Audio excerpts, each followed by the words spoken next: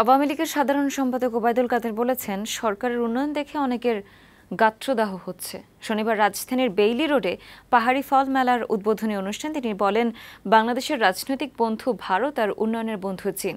BNP chairperson Begum Khaleda জিয়ার চিকিৎসা প্রসঙ্গে ওবায়দুল কাদের বলেন, এটি আইনি বিষয়, জাতিসংঘের হস্তক্ষেপ করার কিছু নেই। এ সময় ভূমি জটিলতার কারণে পার্বত্য চট্টগ্রামে শান্তি চুক্তি পুরোপুরি বাস্তবায়নে আরও কিছুটা সময় লাগবে বলেও জানান আওয়ামী লীগ সাধারণ সম্পাদক।